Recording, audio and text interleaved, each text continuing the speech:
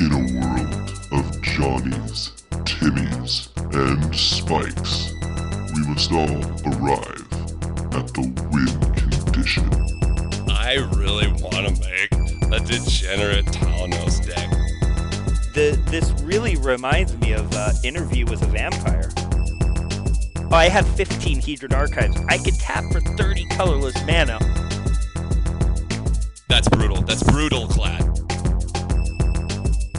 I mean, I got the Mantra Sword. Why can't I get a dragon?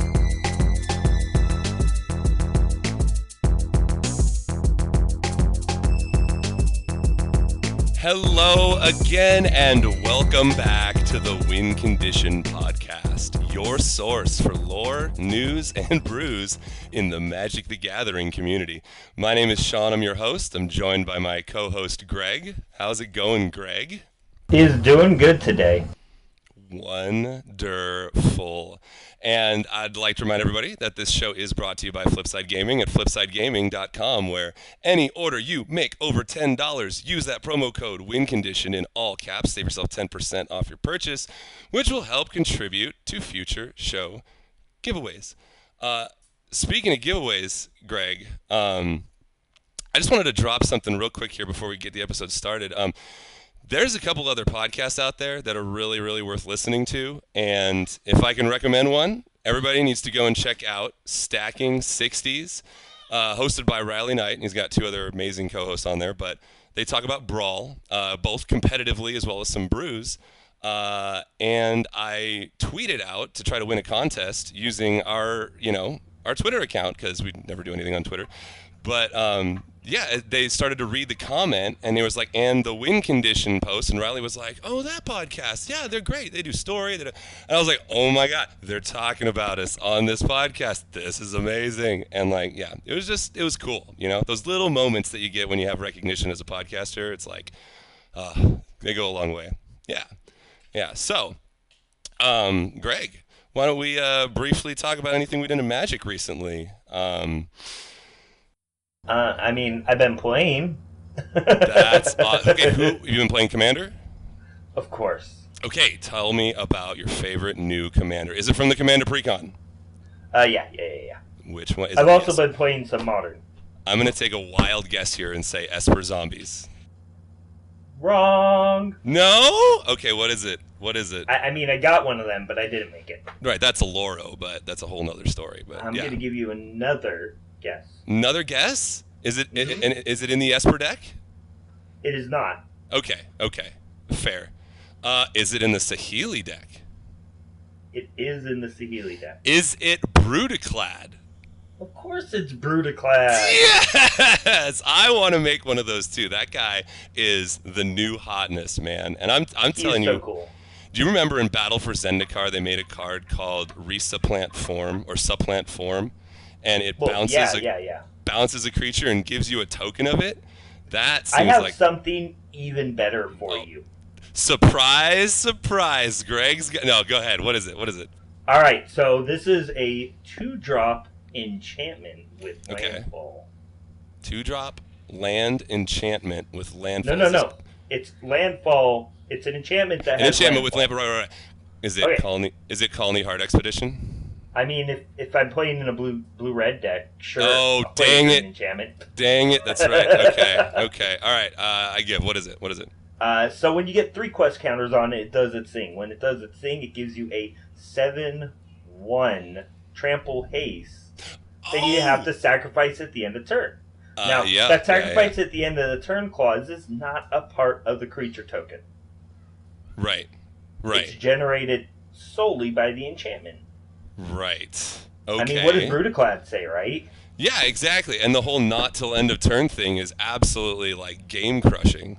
But I get like 10 dudes, and I go, I'll swing in with 70. That's brutal. That's Brudiclad. Brutal. Yeah.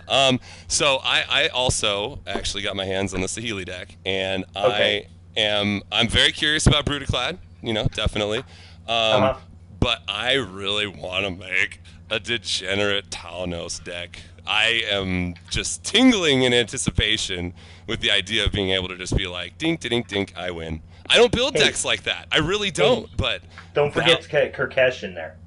Yeah.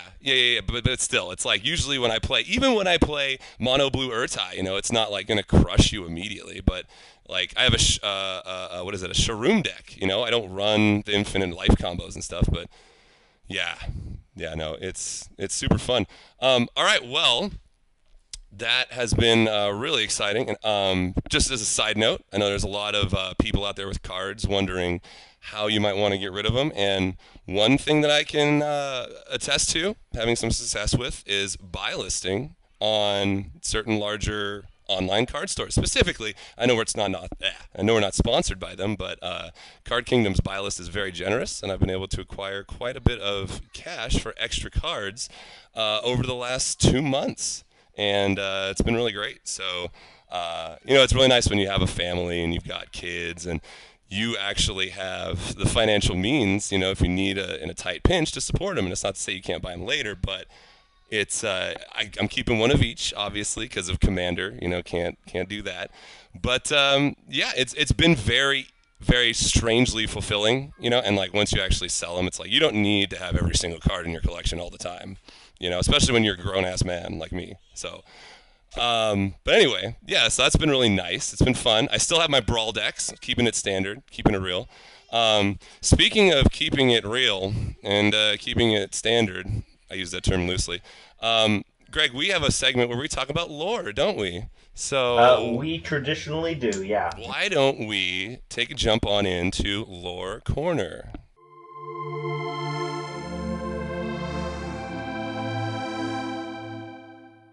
So we had a story or bunch of chapters of stories that were kind of little convoluted, a little tough to follow, but we heard the story of the birth of Ugin and Nicol Bolas. This was about, I think, 6 chapters long, and the concept was very interesting. I mean, I definitely read as much as I could. In fact, I chose to listen, another podcast shout out, I chose to listen to Unspoken Realms. You can find that on the MTG Cast Network. He does a great job of orating, all the stories. And even just listening to that, it was just kind of hard to follow. I mean, am I off base here, Greg? Like, what was your take on the most recent Magic story? No, not at all. I actually think I stopped reading after the 4th episode. Yeah. And the only reason why I mentioned that is because, like, we were spoiled with Ixalan. The narrative team on that just absolutely crushed it, And I feel like Amonkhet did really well, too. Yeah, no, absolutely. And, like, I feel like Martha Wells did a good job in Dominaria, yeah. But, it's a core set, so honestly, how much can you really expect? I just find the fact that it's Ugin and Nicol Bolas's, like, birth, this needs to be something everyone can look at, like people coming into the game are like, oh, who's Nicol Bolas and who's Ugin? Oh, we'll read the story and find out. Someone jumping in for the first time might be like, okay, is this a choose your own adventure? Do I go to page 97? Do I go to page 103? I have no idea what I'm reading here.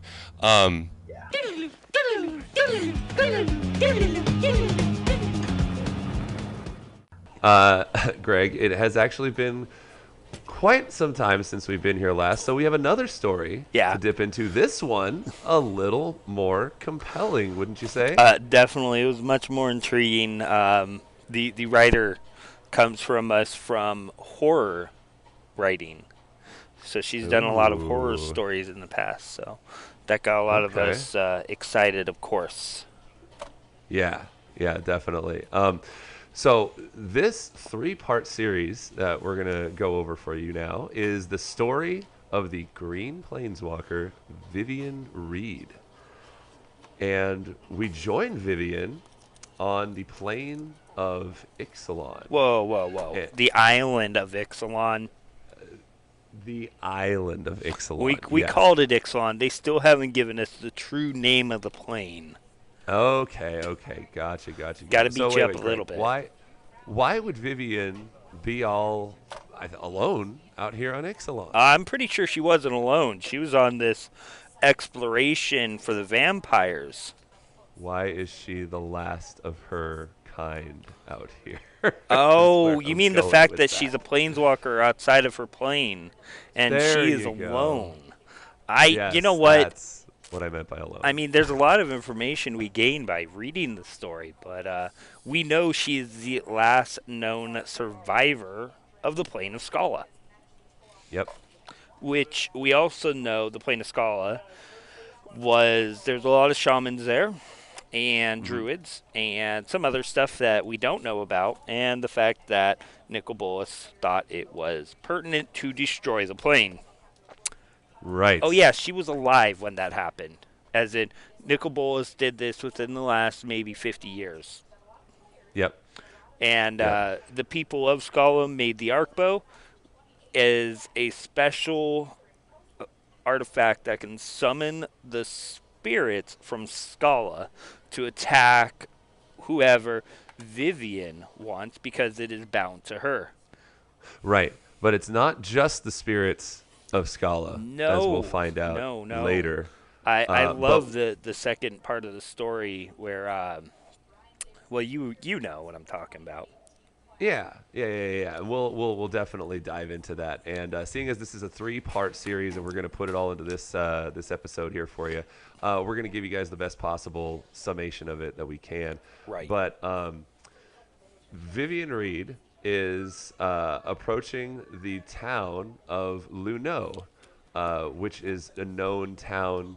A capital town. The capital town, yes, a very, very highfalutin, very well-to-do vampire town within the Legion of Dusk. So she is, venturing through the streets, and the author gives a what? One month. Why is she even there?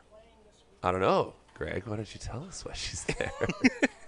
The adventuring parter on the island of Ixalan was hunting a Brontodon.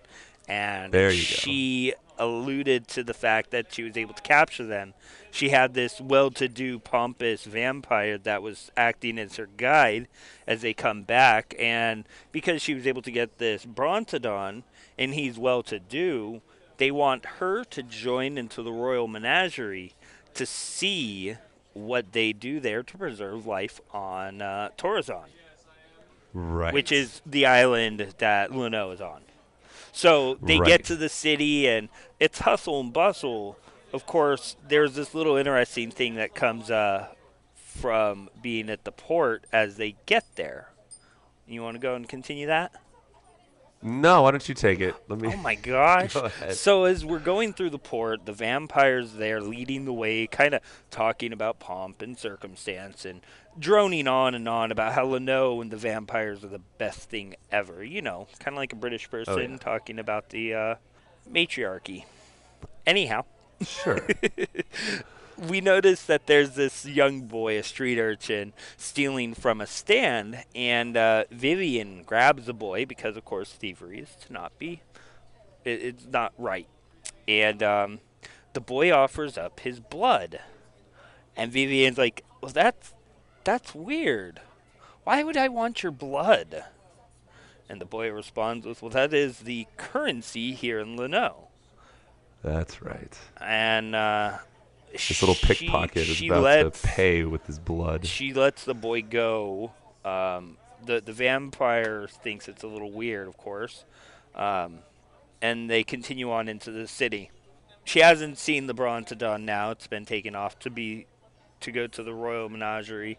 And as they continue through the city, they come, if I remember correctly, to the royal menagerie, and on the wall are busts and heads of dinosaurs, beasts, and animals alike all over the place. Of course, they do have them living as well, but mostly preserved. Kind of like a trophy room, right?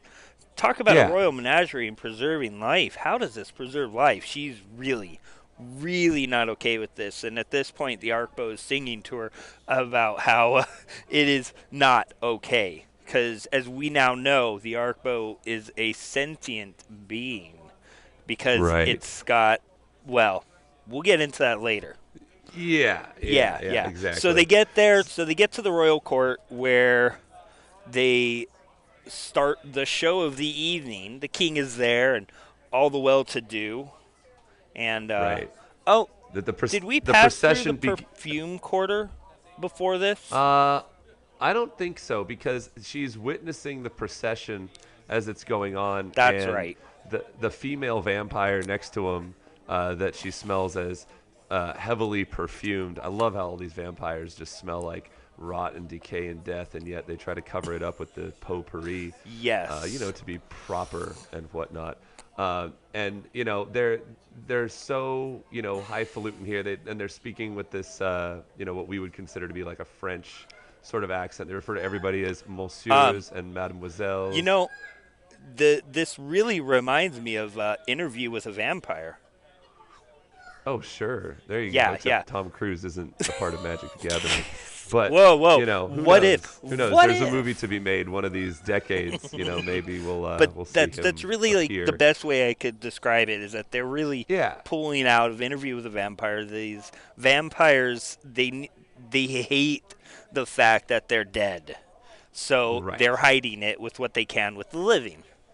Yes, yeah. So as this procession's beginning, you do see the King Lucard and Queen Salazar, but then following them is the Baron of Verneau. And it's very interesting because when he walks in, he immediately takes notice of Vivien. Not, overtly, but she can see his eyes, kind of looking at her.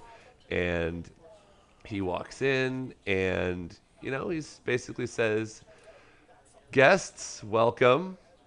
We are here for..." I'm sorry. The female vampire that I was telling you about was telling Vivien, "You are about to witness an event that many would give their firstborn child to see, to be a part of. I don't think you understand how appreciative you must be." And Vivien is just sitting there in absolute disgust.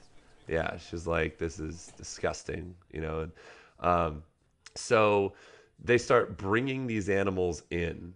And yeah, they've got, these animals that are dressed in silly outfits, and they've obviously been tortured and are here for their quote unquote entertainment. And Vivien's she says, "This is cruelty. This is gross." And obviously, yeah, it's just not anything that she wants to be a part of. In fact, it's quite angering to her. And then the Baron says, "And now, thank you all for coming. I know you've been waiting for our grand main attraction. And, let's bring it out." And they bring out this absolutely incapacitated, tortured, brutally sort of succumbed. Don't forget that it has a broken leg. Yeah, broken leg. There you go. Monstrosaur. And this thing is absolutely huge. However, it cannot basically fend for itself. It is completely incapacitated, brought here for these vampires as entertainment, and Vivien is just completely shocked, taken aback, and appalled by this situation. So, what does she do, Greg? So at this point, when she's tired of this, she stands up, she notches an arrow, and lets loose her first arrow. If I remember correctly, the first arrow summons a bear? A hydra. A hydra, thank you. So this hydra is starting to just wreak havoc. Of course, the guy of Vermont, who doesn't matter. The Baron of Verneau. Yeah, that guy. He doesn't matter. I mean, he does, but he doesn't. Right. And he realized that it's from her and draws some guards to deal with her. Everybody else is running. The king's already run and ran and left. And at this point, she let loose another arrow fired at the Baron. And this time, coming forth, is a Palaka worm. Right? How very specific. I love it. Well, I mean, we know what this Palaka worm is. We've dealt with that. Right. We didn't see the Hydroscala, but we know that this Palaka worm came from Zendikar. Talk about a weird occurrence. She went to Zendikar at one point. Yeah. So as this starts barreling into the guardsmen there, I believe that's all she summons, and she charges down there to beat into them. After some combat, little stuff happens here and there, she gets knocked out. Yeah, she gets taken Yeah. by them, taken to a prison cell, arc bow stolen, Right. and Yep. they're kind of poking and prodding and torturing her for answers as to how to utilize and use the arc bow. And the Baron wants to know what she is. He's still not sure exactly what Vivien is. Well, he says- thinks she's a planeswalker at this point, and he alludes Right. to that, but he doesn't know. Okay. Yeah. No, that's fair. And so, yeah, in questioning her, interrogating her, the Baron is absolutely fascinated with this arc bow. Not because he wants to use it for anything good whatsoever, and not even that he wants to use it to use the animals to cause havoc. He wants to upgrade his menagerie. He wants to make his show, even more amazing. And all he wants to do is, just figure out how to use the arc bow. And of course, Vivian's resisting. Oh, yeah. So, Oh, yeah. And I mean, So that they on top of that, he lost a lot of guards to Right. the bear Oh, yeah. and I think the scorpion. Yes. Mm-hmm. Right. Right. So he keeps on telling her, hey, you've been out for a while. We've been having some of our men look into the bow, see if they can use it correctly, but it ends up hurting them, killing them. So, we need to know how to use this arc bow. And Vivien just looks at him and she says, quote, "Return the arc bow or I will see you die screaming." And the Baron's not exactly too happy about this. Obviously, he wants her to cooperate. She's not going to cooperate. And so they just kind of leave her there trapped. And she sits there in sort of solitary confinement. And she starts to think to herself about the plane of Scala and about Nicobolus and about how he destroyed the plane. And she almost gets sort of caught up in her own thoughts here. She's like, not on the verge of insanity, but in isolation, that's all she can think about is, her home plane just being absolutely destroyed. So they keep on asking her, guards come in and say, the Baron wants to speak with you about the arc bow. And she keeps saying, no, no, no, no. But finally she says, nothing can be worse than sitting here, and contemplating the disaster that had happened. Regardless of what happens, nothing can be worse than seeing my home plane destroyed. So she says, all right, you know what? Fine. I'll go and talk to him. So they bring her up in front of the Baron, and the Baron's kind of just like, oh, well, hello.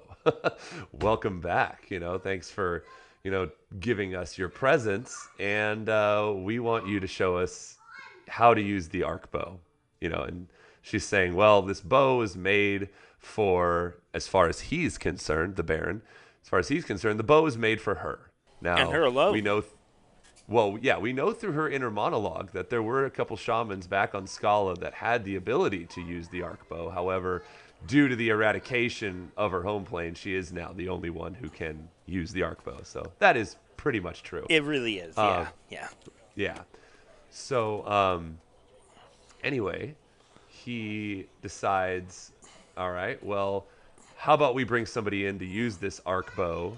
And he brings in this guard. He's a very surprisingly dexterous guy. And he picks up the bow and he goes to use it. And long story short, he dies. Just explodes or just, Yeah, basically something ends he up gets killed. happening. Yeah, he dies off. And Right. We find out what it was that caused this thing to die. Oh, no, this is later. Sorry, I apologize. This isn't at this That's point okay. yet. Yeah, go for it. So she just continues with this. If you really want to continue, I'm going to kill you. Yes, she will. That's all it is. You don't get to use this. It's only me. They continue forward. The one thing that's really bugging her about this is that he's doing a vivisection of the Montresor. And I say a vivisection because the thing is alive. He's cutting into the Montresor while it's alive. And it's just, that's just not okay. No. And I believe the king is there too at this point, correct? That I don't know. Because it's a part of the show. They have, yes, they're doing this live, and they've got a bunch of different priests that are there that are keeping this Montresor alive at this time, and he's cutting into it, and it's a part of the show, Okay. if I remember correctly. And what killed the guard from the Arkbow was a spider. Oh, And the that's spider right. didn't keep out of her and the Baron and the Montresor. They're all in this shield, but the spider gets out, and she casts a spell under her breath that engorges Yeah, she has the this spider. moment where she talks to the Baron and she goes, "You know what, Baron? You know what's wrong with you is you don't realize the small little intricacies that make up, the fabric of nature and life, and something just as small as a spider could slip through your grasp. You're right." And then she, grows this spider to a gigantic size, and then yes, it ends up handling the guard. Yeah, And then absolutely. at this point, the Montresor dies. She does the ritual where she takes the Montresor's essence and puts it into the Arkbow. Right. Then she lets the Montresor out, and it's like, oh my god, I can attack. And Yes. the time she took over the Montresor was a lot different than any other time because she felt its will. Like, it literally had the will. It almost overpowered her. And it almost made it so she couldn't use the Arkbow anymore. And it charges out. It just charges right after the king. It doesn't care about the Baron, because who cares about the Baron? It knows that it's the real reason why it's there is because of the king. So it charges through. And the king flees to his throne room to get out of there. And there's a quick exchange of words between her and the Baron. And she flies some wasps at him and decimates him, to say the least. And she follows after the Montresor. About 10 minutes later, she's like, why hasn't the Montresor dispersed yet? Yes. And it's really weird because its will was keeping it into being there constantly. And like the other times, the other things she summoned with the Arkbow. So every time it continues through, she'd continue firing so it would come back out. Right. They make their way to the Royal Menagerie, and she's like, I can have fun with this. And she enlarges all of them. So she multiplies the size of all of the creatures that are alive in the Royal Menagerie, and as they break free of their pens, of course, what's the first thought in their mind? It's definitely Stampede. Yep. So now she's riding her spirit Montresor, who's chasing after the king, and everything else is kind of billowing around town, starting to destroy everything. They find the king, and the Montresor chomps down on him, biting him in half. And he tries to swallow, and, whoa, he just couldn't. He looks at Vivien and is like, but I wanted to eat him. And she's like, I'm sorry, I don't know what to tell you. It is this great exchange between the two of them. And as they continue on, they leave the queen and the menagerie. They're just plowing their way all the way down through the perfume quarter, through everything. One of the things that comes by is they come by a shopkeep, and he's giving some blood to a vampire.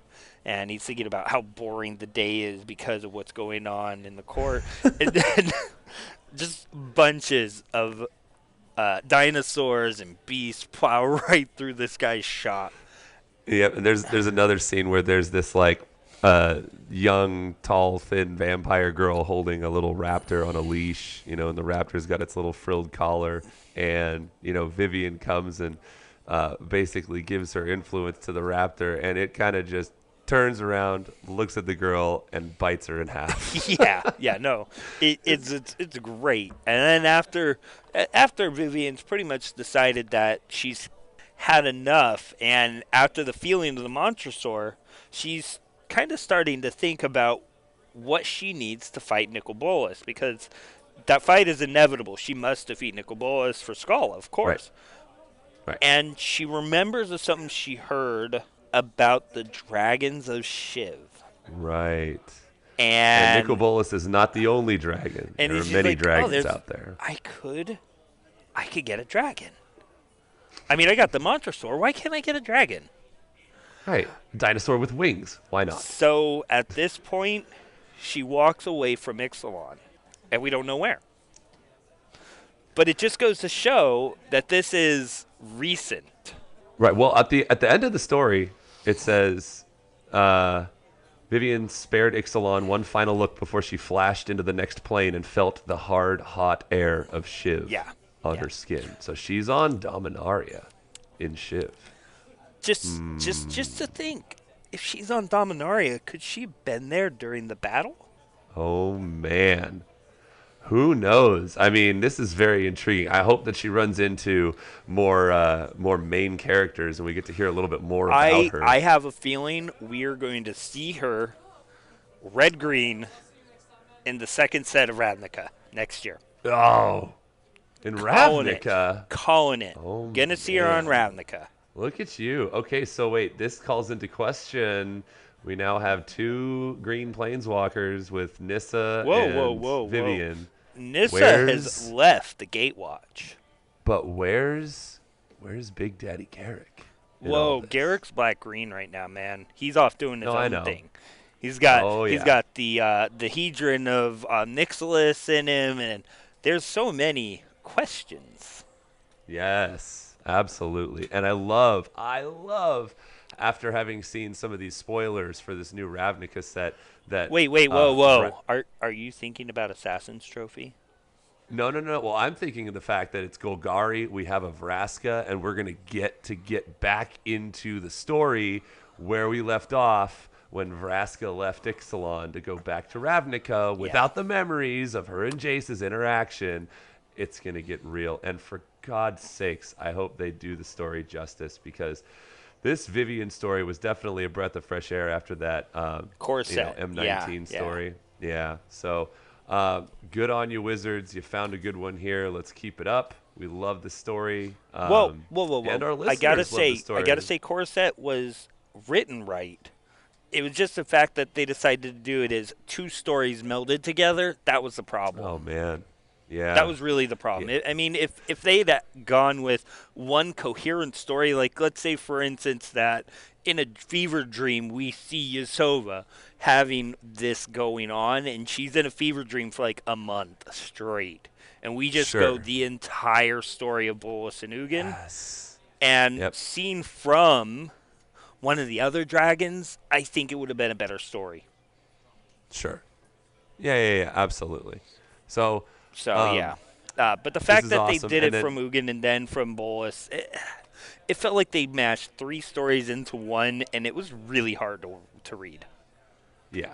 And then you had mentioned earlier that we can expect to see new stories starting sometime early in October. Yeah, I think they're planning to start once we get out of what do we got? We got Guildmaster's Guide to Ravnica is at the end of October.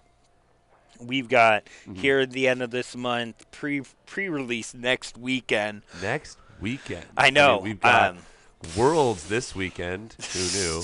But we'll talk a little bit more about that in our next segment. Ravnica is upon us. Yeah. I mean, we're looking 2-3 weeks. We're going to start getting new story, and I mean, the return to Ravnica is always an intriguing idea, especially when we've seen so much great story there before. I mean, you got Agents of Artifice, the Purifying Fire.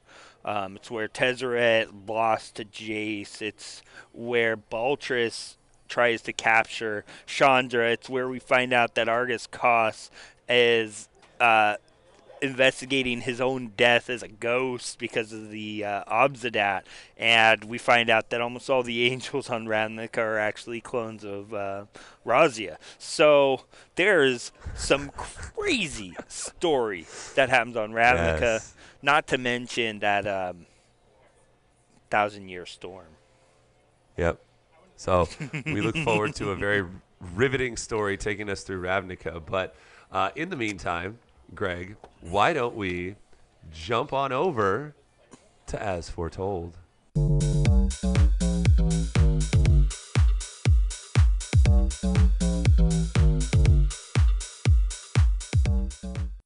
Oh, man. I like that segment. It's where we get to talk about new things. Well, the best part is it's been so many weeks. We put so many lore counters on here that we can pretty much cast anything for free. That's true. That's pretty on true. everyone's turn. Where do you want to start with this, Man, Greg? we didn't talk about Commander and the fact that we got so many great things out of this most recent Commander set. I mean, I'm a Natu with the potential being played in Legacy. What? 3-drops? Planeswalkers? Legacy? That's not something you usually get in the same sentence. Right. Then you've got of course, Guild of Ravnica. We've had a number of announcements. Magic Knight. We've got the Guild Master, the Guild kits coming out late next month. I'm really excited for those. And don't worry about any crazy buy a box promo fiasco this time. Oh my god, 1616. A big dumb green worm. Wait, does it have Convoke? It does have Convoke. Oh no. Oh, great. No. Nope, it's done. This is a $70 card. It's going to go in mono green Stompy.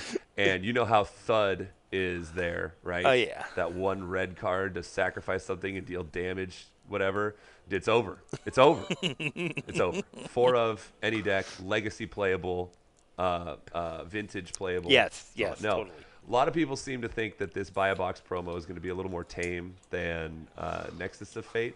Dude, we were out for all that. We didn't even get a chance to dive into Nexus of Fate. But anyway, that's probably a good thing. You probably all heard enough about that. Yeah, there was a lot. So, but one story that this is actually, what is it? Friday, September 21st? It is the 21st. And I mean, this came out, 2 days ago, right? This is Eminem, right? Yeah. Sorry. Oh, my God. He released a new album, too. Yeah, he did. Sure. So I jumped onto Twitter, as I do every once a month, this morning. But how do you not go on every day? I saw a post from Gerry Thompson. Now, I do frequently listen to the Game Podcast. Okay. It is very awesome. Love it. And I respect the guy a lot, both as a Magic player and as a community member. He's got a lot of good stuff to say. Now, this is very I kind of have to stop saying interesting. Polarizing. This is very, yeah. So, in protest of the current state of professional Magic, Gerry Thompson is opting to not participate in the World Championships this weekend. He is doing this because of many reasons. The first of this, he has an article that he wrote on Reddit. Maybe we should put that link in the show notes, and we could summarize what we see here. Because I think what I was reading over there is he's really upset at Wizards of the Coast. And the real bulk of this is they continue to make Pro Tours and World Championships harder and harder to get in. I mean, they make the numbers so high to get into that. Why not just expand it? Why not? If you really want to have World Championships, you need to have, with the amount of people that play Magic now, you need to have a national that leads to the Worlds. You need to have this cut so you don't have only 24 people in the World Championship. Maybe we top it up to, 96 players? If they were to do, the top 100 players in the world, we're talking about a game that has millions of players in it. There is no reason to only allow the top 24 people to compete in Worlds. Okay? Right. Sure, you're going to make this a 3-day event over 3 different things, and it's cool, but you don't get to see your personal pro locally. How many pros do you see on that list do you interact with on a basis often? Mm-hmm. Yeah. And I was even thinking about this a while ago, even just the Platinum Pros. Yeah, it's like you can't name them. I watch sports, I watch football, I can name a bunch of players on the Raiders team.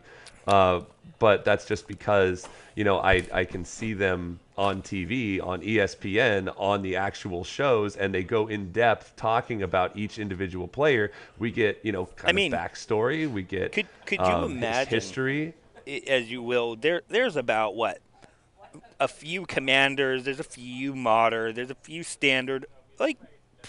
talking podcast that most people listen to. And I really think that they need to be reaching out to their pros, their local pros, and saying, hey, would you be interested in coming to talk with us? Would you be okay if I can get an hour of your time and pick your brain and then post it online? And that goes back to another comment that I made a while ago, which is if there is to be any change with the structure of how they, prize out or support the pro player scene, it's going to be community driven. Yeah. And that we're not going to go into the whole Hall of Fame I think the big here, issue right now, though, is that Wizards is focusing on their top end now that they're owned by Hasbro, and less about community creation. And a lot of that really stems. A big part of that is your local game store. Have you been to your local game store in the last month? In the last month, actually, I have once, but did you get a chance to talk to the person behind the counter? Yes, I did. So you know that Wizards stopped direct selling. Well, we saw this also with the release of the Mythic set from it's not Masterpiece. The Masterpiece. You know what I'm talking it's about? called Masterpiece set, yeah. Oh, Masterpiece. Yeah, There you go. yeah. But The 8-pack. But they're discontinuing all direct sales to stores. And what this really tells me is that they want to work with distributors more than their stores. They don't want to have to deal with the problems at the store level. And in some instance, I understand that, but it also makes it so that the smaller stores that don't have $10,000 or $20,000 of sitting stock won't survive. Right. I mean, right. Well, just to circle back here, there in Gerry's article, he gives 5 specific anecdotes, examples of where the state of professional Magic is. And let's all remember that the dream of people coming into Magic who want to get competitive, they want to get onto this pro scene. They want to be seen at the work. Pro Tour and Worlds. They want to travel the world playing Magic. Exactly. It's a lot of work, takes a lot of money, and just here's 5 quick things that he had issue with. And again, you can read the article for more detail, but the first thing he brings up is the fact that leading up to Worlds, they had big communication issues in regards to accommodations and plus ones involved. So people were definitely upset at the fact that they thought that people would be able to come with them, like their plus one or significant other or whomever, and then that plans changed. And they changed on a moment's notice, just days before the actual event. I mean, flights and stuff have to be booked, way in advance. You got to plan this out at least 3 months in advance. Right. Okay. So they had poor communication. To physically do it, like with your money and your room, if you were to plan this out, we'll say 2 weeks. Let's say 2 weeks ago you decided you wanted to go to see the World Championship. It would cost you close to $2,000. Right. So it's just a lot of confusion, a lot of inconvenience, like to the nth degree. And then second, just in terms of formats for these high-level tournaments, pros are trying to prepare, months in advance, maybe even years in advance, just throughout their practice and their methods. And the fact that sometimes they don't know the format for these high-level tournaments is a little discouraging. I mean, moving into Worlds here, they're going back to Dominaria Draft. I mean, that's not even the current set, and we've got Guilds of Ravnica coming up here, and Wizards should want to promote their new product. So so this is something that I thought was really funny. Coming into my game store today, having Worlds on the TV screen, I'm like, wait, they drafted Dominaria? I mean, why would you draft Dominaria when you literally just had Guilds come out? You could have had, pro players should have access to cards early. I see no reason why they couldn't have gotten access to these cards and drafted them through something like Arena, Moto, or something that Wizards could have done for these people. And it should be Guilds. I mean, if they did Guilds right now at the World Championship, I don't even see how many people are watching right now, but we'll just say a couple thousand people that are watching currently. Not about 9,000. 9,000 would be really interested in buying guilds more. But instead, Right. we're not seeing that. Yep. Yep. And the last, I mean, there's more, but the last point of contention I wanted to bring up here was the fact that the Silver Showcase, we never were able to actually circle back on the repercussions and aftermath of all that. Might I point out that, remember when we were talking about it and we said, hey, wouldn't it be funny if there was no power opened and they got a Scheherazade? And look what happened. Who can predict the future? But right here at the Win Condition Podcast. The whole thing was an absolute joke. I mean, you want to get on a live stream trying to promote Magic. It's got new sets. It's got arena. It's got all these avenues that are interesting for this day and age and new people playing Magic. Instead, they want to go up there and like play nostalgic, you can never get these cards really dumbed down in terms of mechanics and everything. Breathe. I'm sorry. I know. I was so heated when I heard about it, and now I'm even more mad that we were right when we predicted all this stuff. Well, but I know. I agree. Anyway. And now, that's just talking about this, we've got the arena wipe and the open beta starting on, Sunday, the 24th, right? No, it's Monday. Okay. Yeah, if it's the 24th, that would be Monday, I believe. Yeah, and you heard about that, right?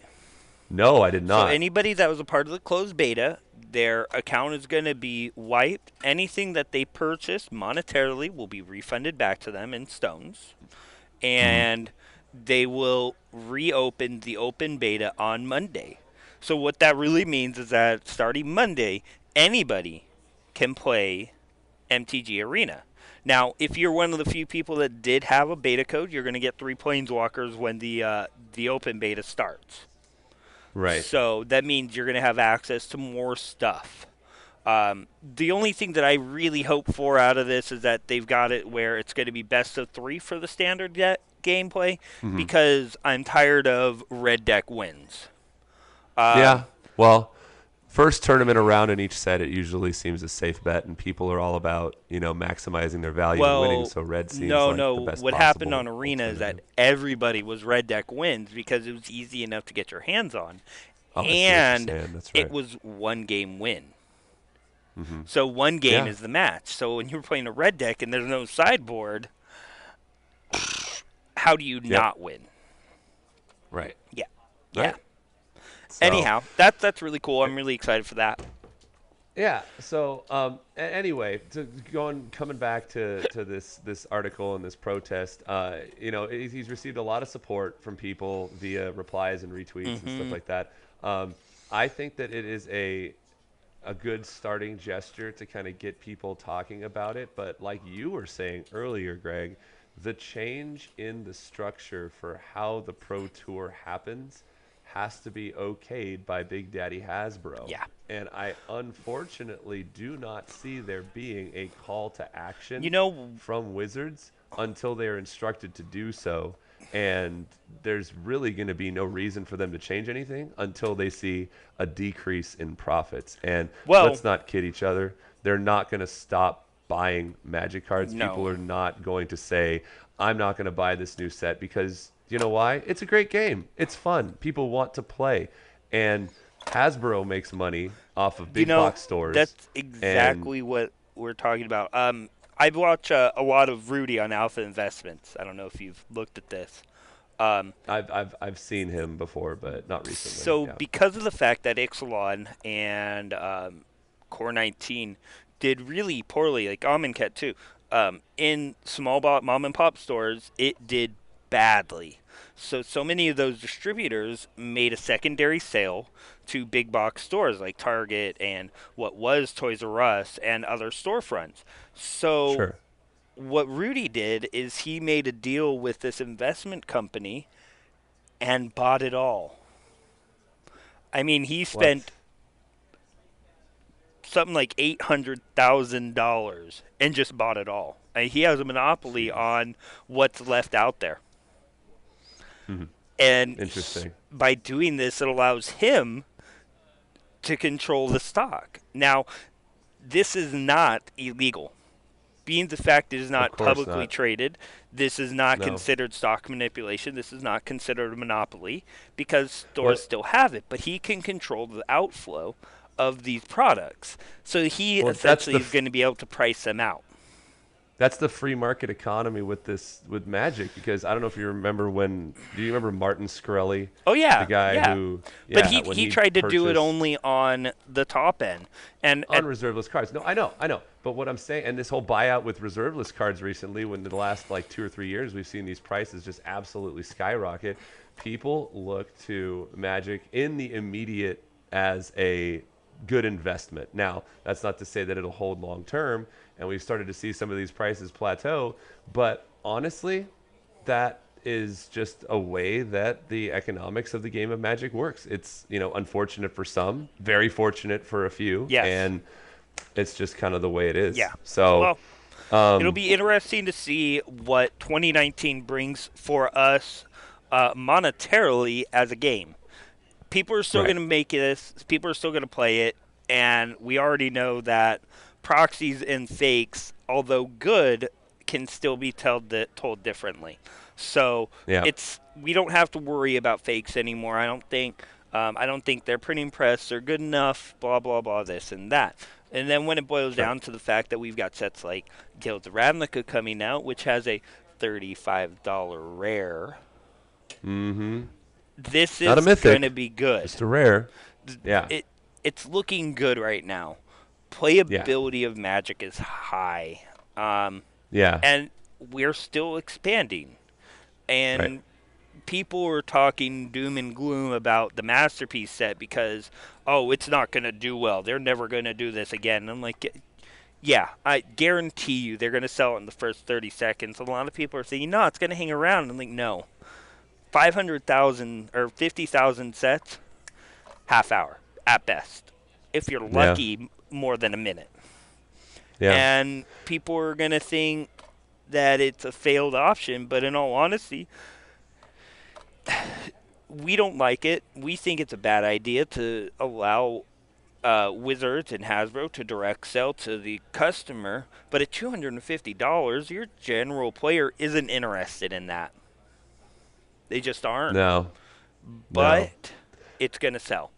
And most of the people buying are the ones that can sit on an investment. I mean, if you could sit on Gaia's Cradle for another 10 years, do you think it would go up? 10 years? Oh, absolutely. How much do you think it would increase? Do you think it would be $1,000 in 10 years?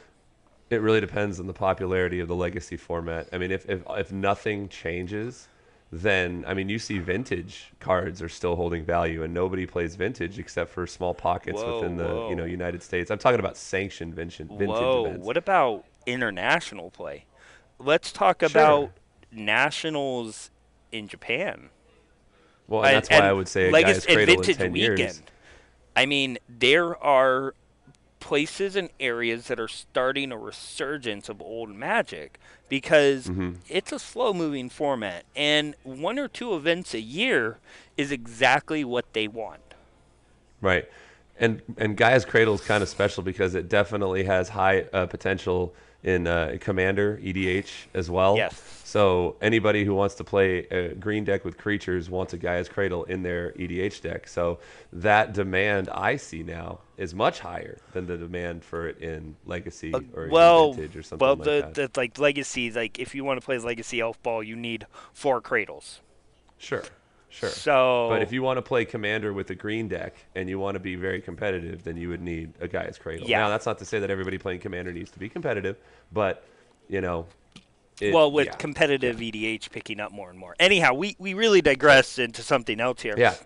And it just boils down to the fact that Gerry Thompson, I applaud the man because it's great that he's doing it. He needs to take it the next step. He needs to go to Hasbro. He needs to get the rest of the pros on board with him talking, because all these pros are sitting with TCG Player, Haruya, Channel Fireball, Star City Games, Cascade Games. There's a long list of sponsorships there, and I think that those sponsorships want to invest in their business, and the fact that they're going to be able to buy from distributors makes it hard when they can't buy direct. Well, but here's the problem. Here's kind of the catch-22 with that is the sponsors are game stores, right? Correct.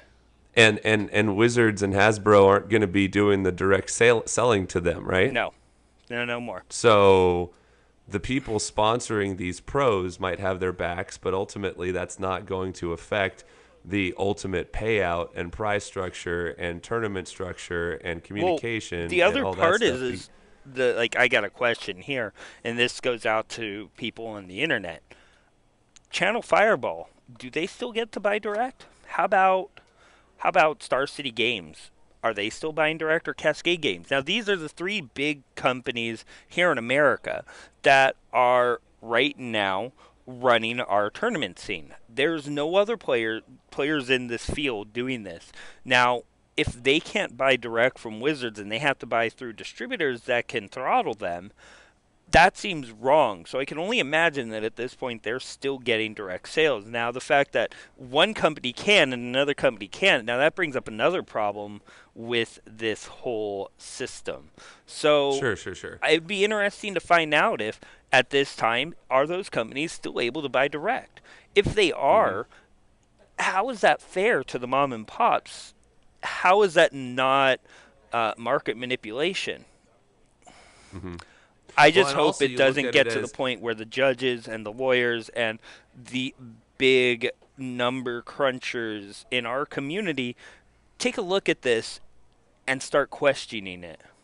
I mean, sure. And ultimately, where it's like, where does Wizards want you to play Magic? Do they want you to play at your kitchen table, or do they want you to play at local game stores? Yeah. They don't, honestly, I don't know if they really care, as long as you're buying the Magic cards. You know? Well, maybe Wizards does care, but Hasbro sure as heck doesn't.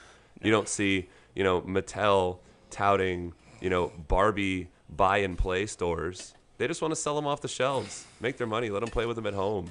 Yeah. Who could care about a professional Barbie scene? But heck, they're making tons of money. Yeah, but then their costs on that is a lot lower than when it comes to Magic. Sure, especially when they're moving into a digital medium. Anyway, let's move on here. We've kind of gotten off on a huge tangent, but I thought that article was very interesting. Definitely check it out. I will try my best to put a link in the show notes. Let's take a walk, Greg. Down to the Brewmaster's lair. Am I going to talk now?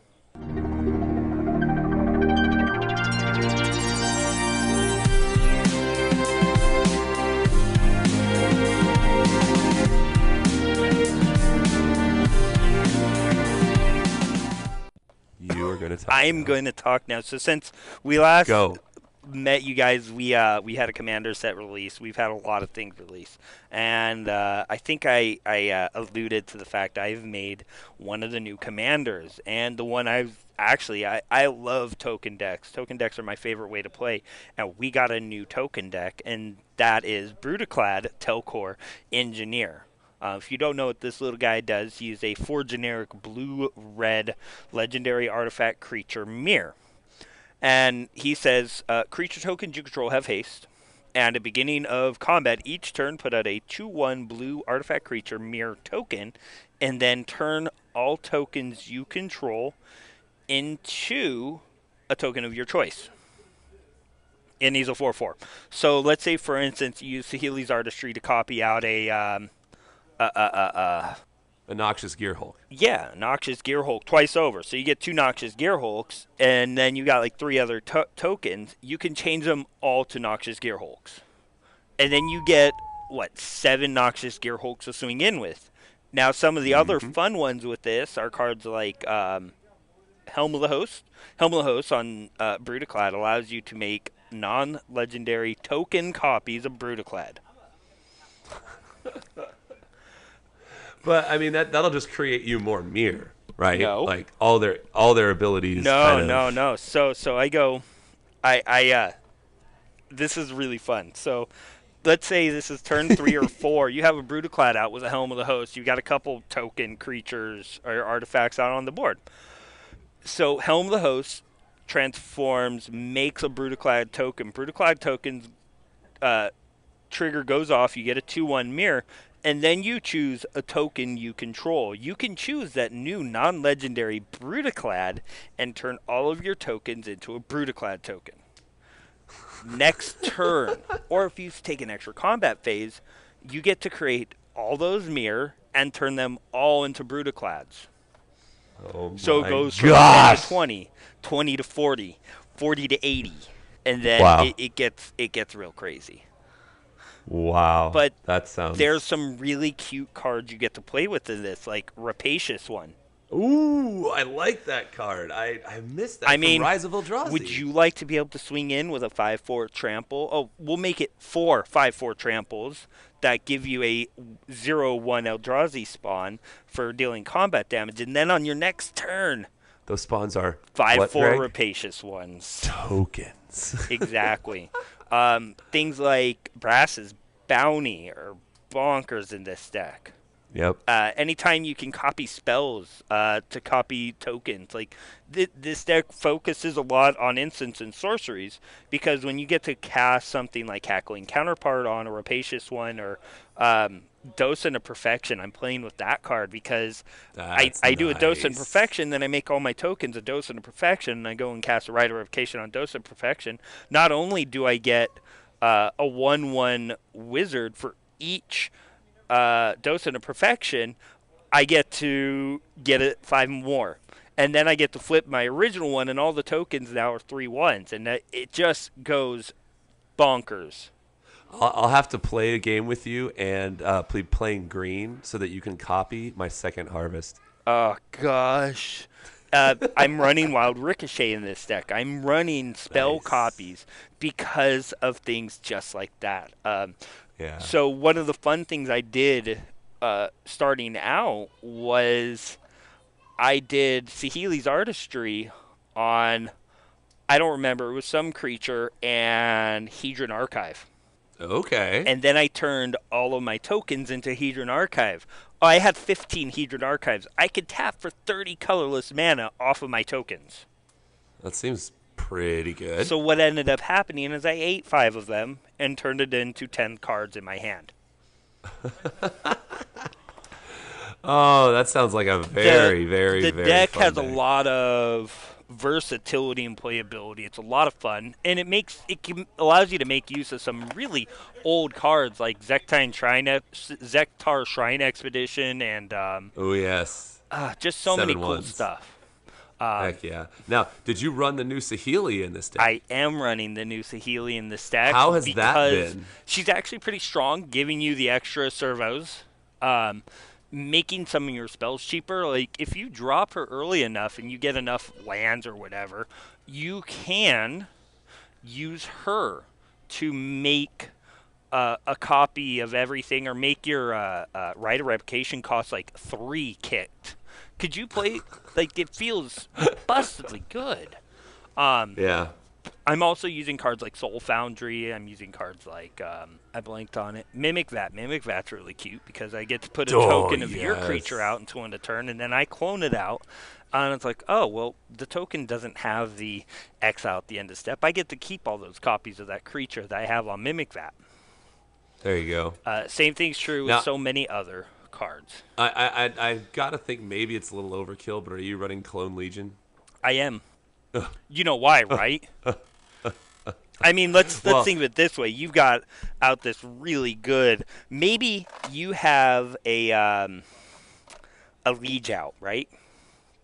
Okay. And I've got like 10 tokens.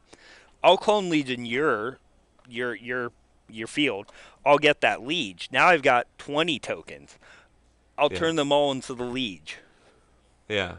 Yeah. Oh, I'm sorry. They all get plus 18 or plus 20 plus 20? Yeah, sure. I'll just swing in with them. You lose, right? God, I miss playing Commander. Oh, I gotta play sometime soon. It's a lot of fun. If you haven't, Yeah. Brudiclad allows you to play some really fun, ridiculous Magic. Personally, I like the Spells Matters deck more than the Artifacts Matters deck.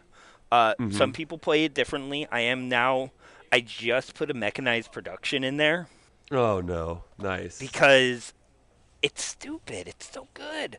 Especially, like, let's say I put it on a soul ring, even.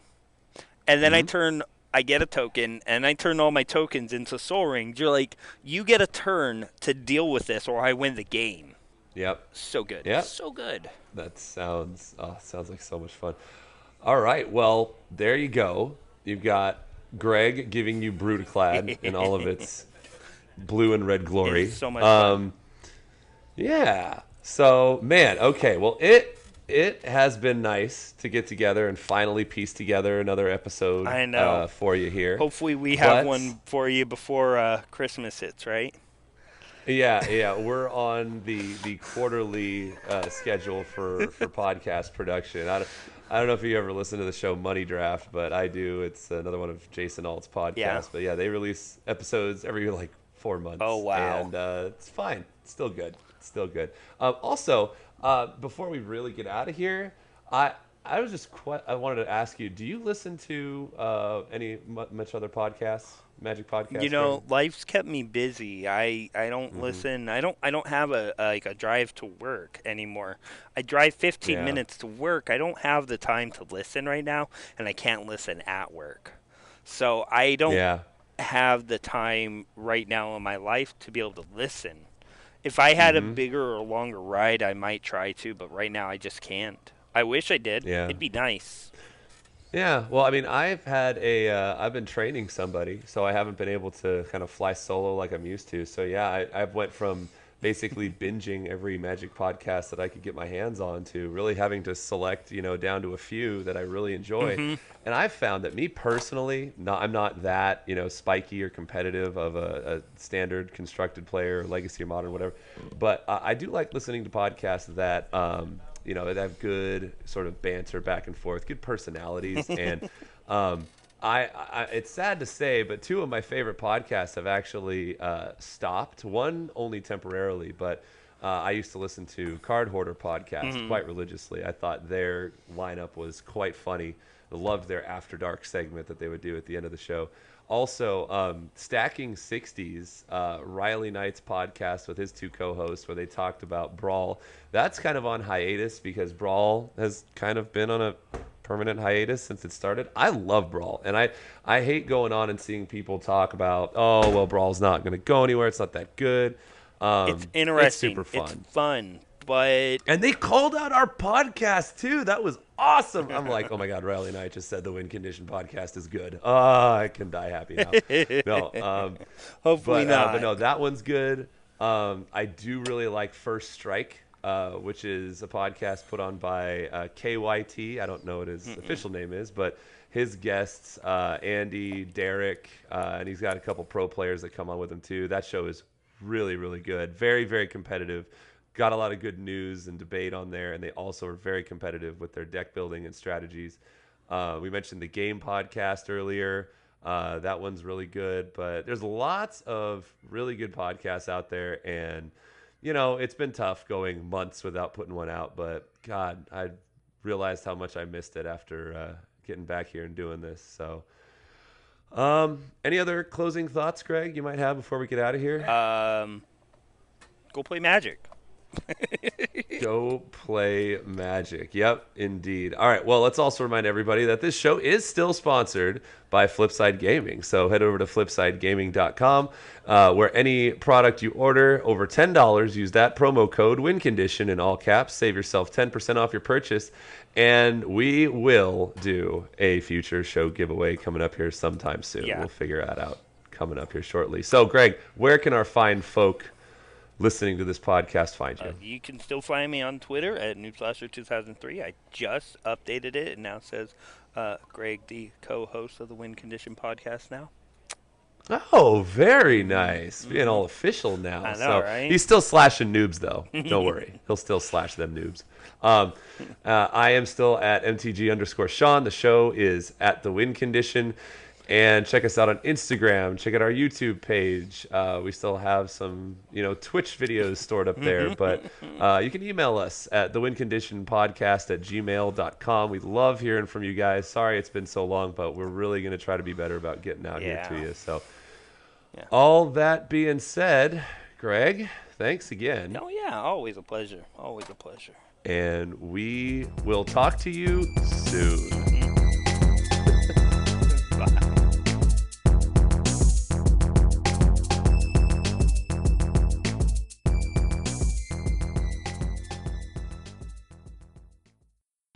Oh no, he's wiping his eyes. His hands are covered in peanut butter and jelly. Oh no. Hey, buddy, stop.